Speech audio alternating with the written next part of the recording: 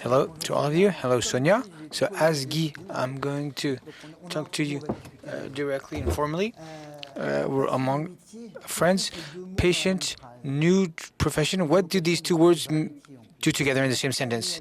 We talked about expert patients. Now they want to be compensated, but with what legitimacy, with means, with responsibility, with assessment? And ChatGPT has not put the patient in their list of new professions. One of the sentences we hear when we talk about the structuration of patient commitment, or the margin, or the cutting edge, how they become a new profession. Patient, new players or partners with the professionals, to all the modalities of action with their peers or their health systems. We're going to see who we really talk about when we talk about profession. To understand what we're talking about, before giving the floor to Sonia, you have to keep in mind the evolution of the 3 decades of the patient. The relation between patient and health professionals has changed, taking into account the patient experience, his experiential know-how. And Sonia and myself, we went through this paradigm shift when the patient has become a new player of his own health, and progressively for other patients and for the whole health system at large. So this notion of expert patient, we're going to talk about that. And to accompany this evolution, we're going to enter quickly into the trainings that have been set up to develop that. What training for what means. And in the end, the expert patient or partner patient is at the interface of the role, professional role, and citizens' commitment with different functions. Sonia, is the next step necessarily to become a profession? The issue of profession and trade is worthy. It's a full-time occupation, so a permanent. As a patient with a chronic disease, you tick the boxes. The real issue behind, is it a profession? Is it a job? Is it employment? Is it a compensation? Is it a revenue? Is it an income? And this is the underlying question that crystallizes the debate revolving around that. Job, training, profession, training, no training. At the end of that, we have the professional status. Being a patient can make a professional of health professionals, IA, and this big issue of compensation and income. Do you have concrete examples of these new professions? Are they structured? Yes, we have many examples of consultants, freelance consultants, and develop a personal skill with the disease during the unfolding of the disease and encounter the phenomenon in their life.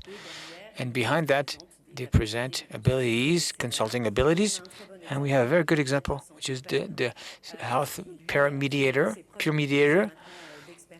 with 10 years of experience of that, and has go through substantial training to get involved with his peers. So we have 2 examples of job and income in health and mental health, namely. So let's be clear: all patients are not destined, called to become professionals, health professionals. No, evidently.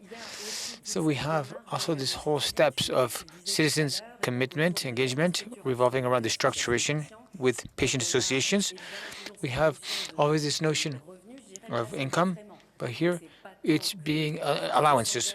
So not just to be committed and with an allowance, but that there's no financial load or expense. And so we're going to have representative of the expert patient and also the patient involved into research. So is there...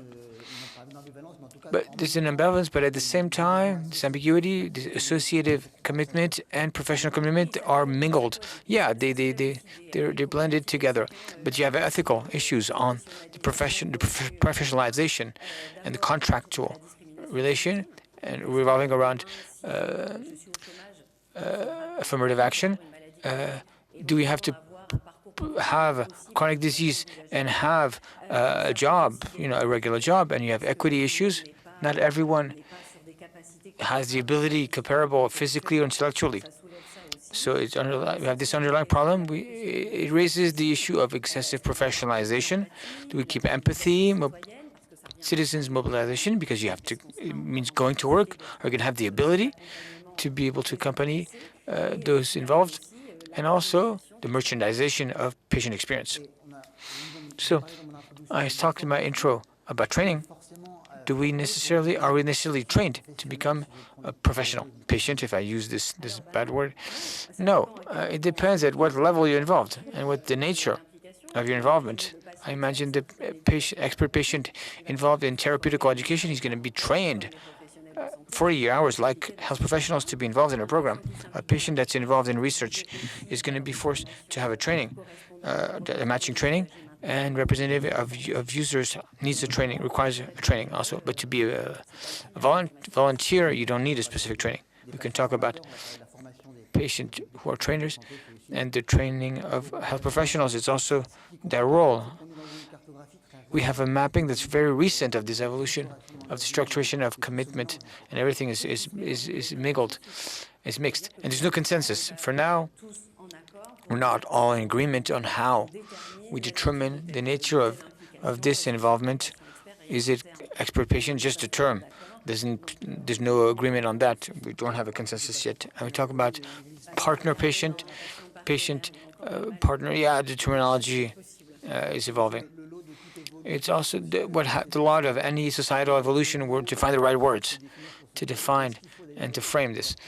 Should we have a better framing on the lexical regulation of assessment to see how it fits into an economic model?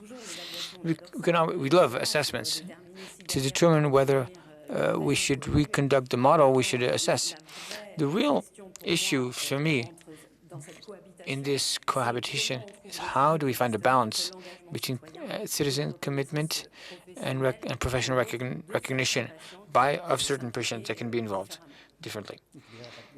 There's no consensus among patients and patient representatives. That's a discussion that we have regularly that is not settled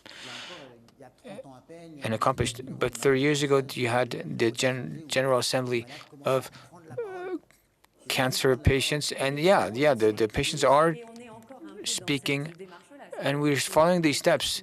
We're not always invited to sit at the table to give a complimentary advice or opinion, and it's obvious that the first concern should bring their opinion and shed light, but that's the path is still long ahead. So we say the patient should be at the heart of a discussion, but is he at the table? Is he sitting at the table? The notion of collaboration that's still escaping to a lot of initiatives, even though there's more and more professionals that bring them in. Have understood the interest. Projected to have a perspective vision. If we look at 10 years, the place of those patients, of which their commitment is structured, and to the point it becomes a profession. I go back to balance. It has to live together with citizens' commitment that's volunteered that we should not lose sight of. And you spoke of finding an economic model. I dream because we point a lot industrial support to patient association, even though there are laws and everything is framed and regulated. It's still up for debate. I follow the union model. The industry could chip in to a fund, a common fund, to give time on their work time to be involved in patient activities and a time of involvement in health, democracy and health. Thank you, Sonia. So in 10 minutes, we managed to bring a few elements. We can meet again in 10 years, or I hope before, to see how this irreversible movement, because we were sure that we cannot go back on this patient involvement, and to see how it would be structured, and to see AI cannot replace this kind of commitment. No, AI will not replace the patient. No. Thanks a lot, Sonia.